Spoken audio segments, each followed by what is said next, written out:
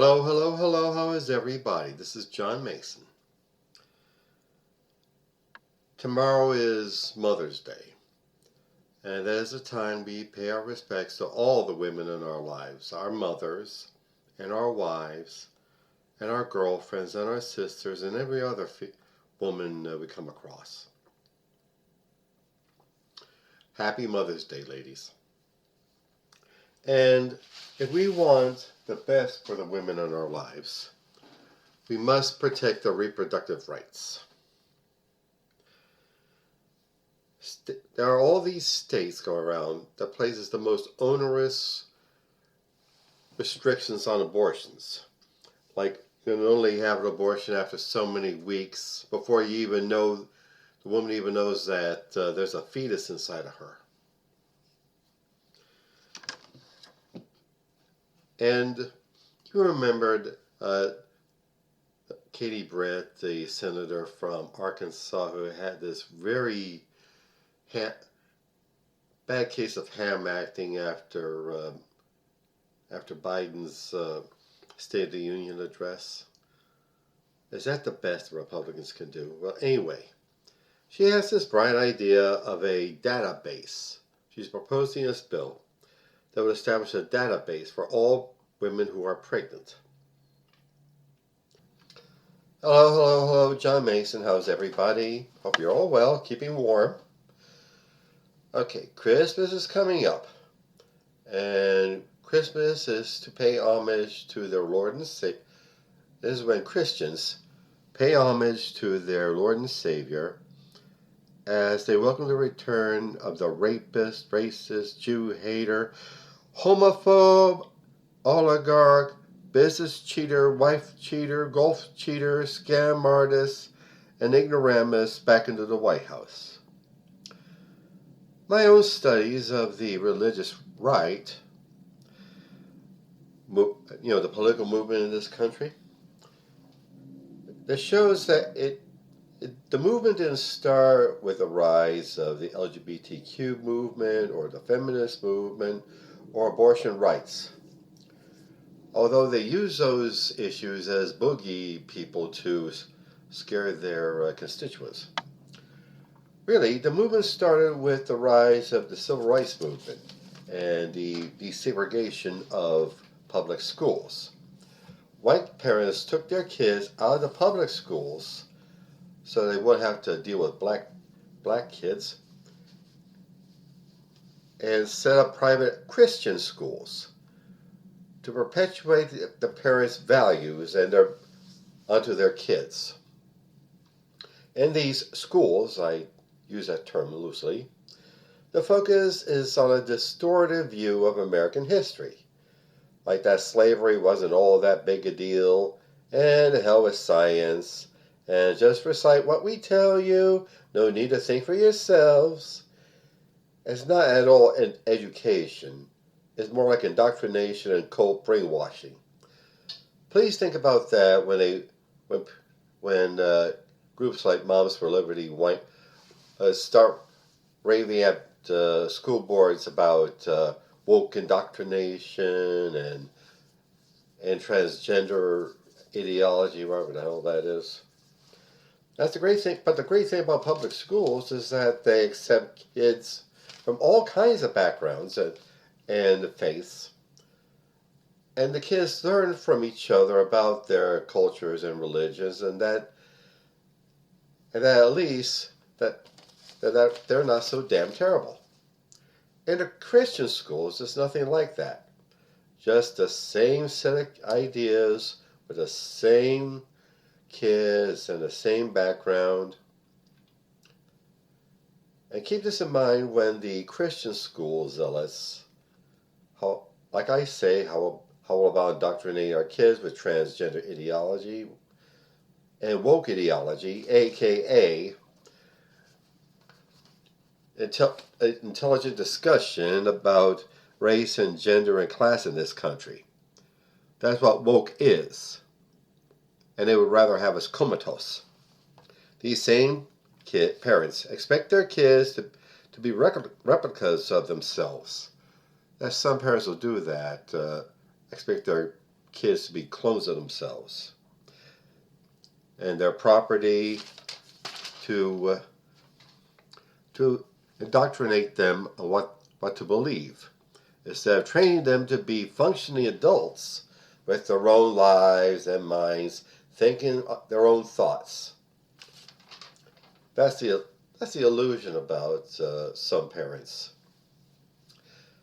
They think that by constantly taking the kids to church and putting them in so-called Christian schools, that the kids are going to stay that way. But a lot of them will drift off to live their own lives and pick up other ideas, learn other cultures, and it won't, all that church indoctrination won't stick. I say that with Trump, the religious right movement is going back to its origins. And the religious right also is an authoritarian movement, intolerant of other viewpoints, intolerant of other cultures, intolerant of other attitudes of sexuality.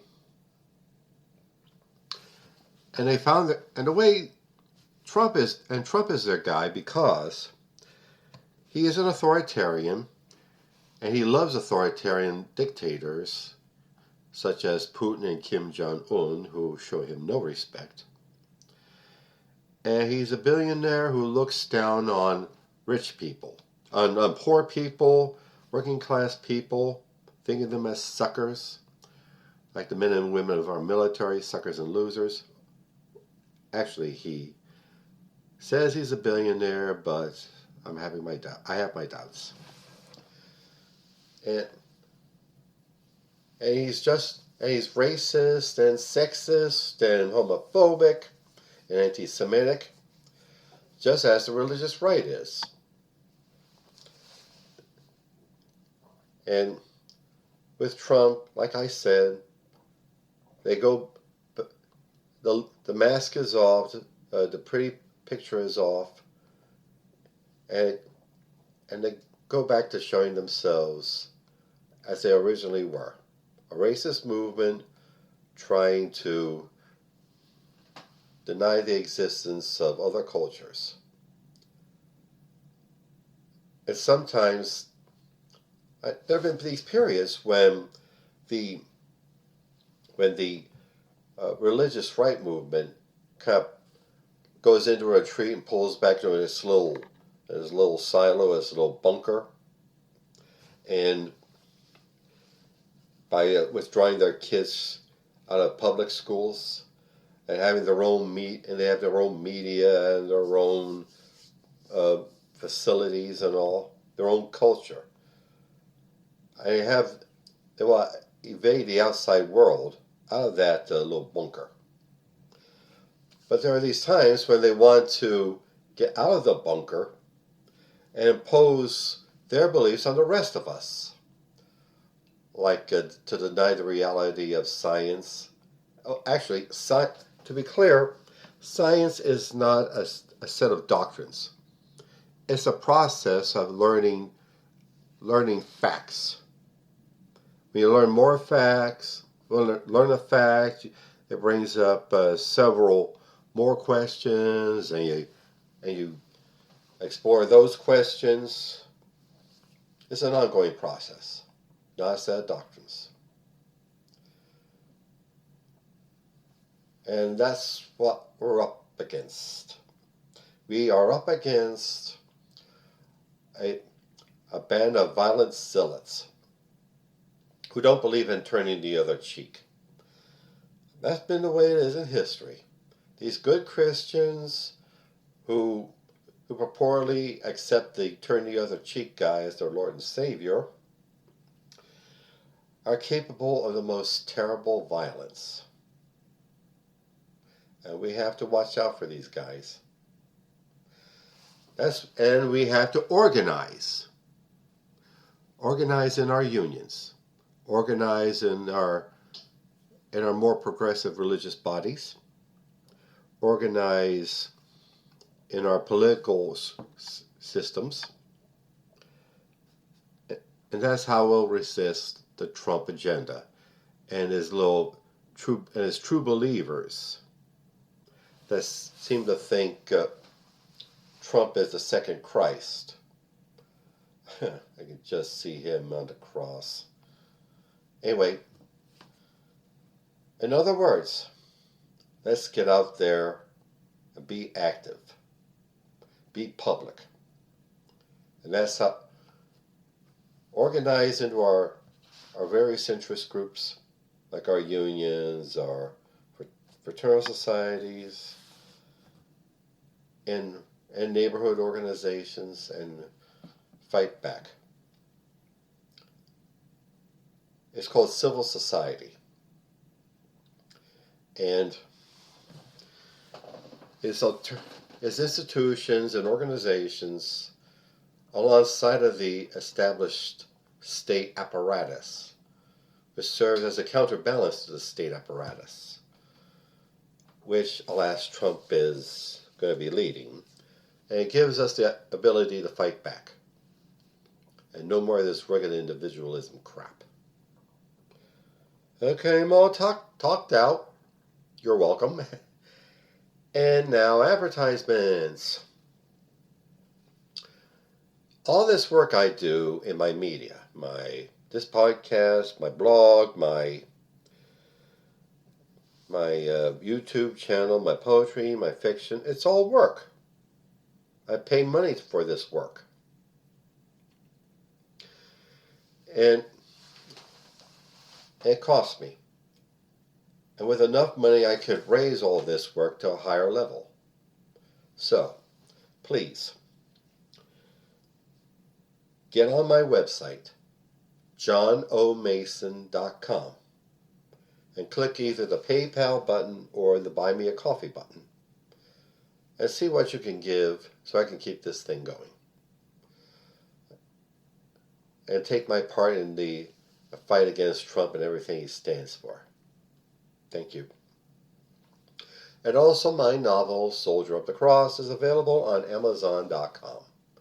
It's the story of David Lucas, who, as a young man in the early 60s, is a drunk horde chaser and school bully. He gets in trouble in the army.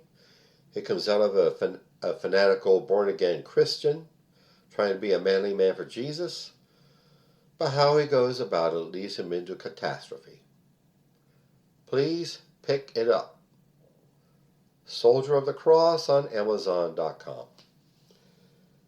And also, Himperific is a lovely little CBD product store located on Snyder Avenue near 15th Street in South Philadelphia. There you'll find some of the finest cannabis-infused products. Flour and gummies and candy and lip balm and teas and hand sanitizer and dog treats. Dog treats, yeah. Look them up, please. HemperificLLC.com. And also, my beloved career and business coach, Michelle Snow. Michelle is excellent in helping you develop your professional career or small business, let you know what you're doing right, where you need work, and help you network with other up-and-coming entrepreneurs and professionals. Please look her up. GrowWithSnow.com. And upcoming, I will be appearing this Sunday afternoon, Sunday the 22nd of December. My favorite bar in the whole world, Dirty Frank's, on 13th and Pine Streets in Philadelphia, will hold a traveling wares craft fair. Craftspeople from all over the city will converge at Dirty Frank's to sell their handcrafted products, which will make nice gifts for your loved ones, such as handcrafted jewelry, handcrafted greeting cards, self-published graphic novels, and published perfume and self-made homemade perfumes and jams and jellies. And I will be there to sell copies of my novel, Soldier of the Cross. I hope to see you there. From 2 to 7, December 22nd, Sunday. Dirty Frank's on 13th and Pine. Thank you. And I wish you a happy, all my Christian friends out there, I wish you a happy and prosperous New Year. A happy Christmas and a happy New Year. I get screwed up sometimes. Sorry. Okay. Have a good weekend. Shabbat Shalom. Bye.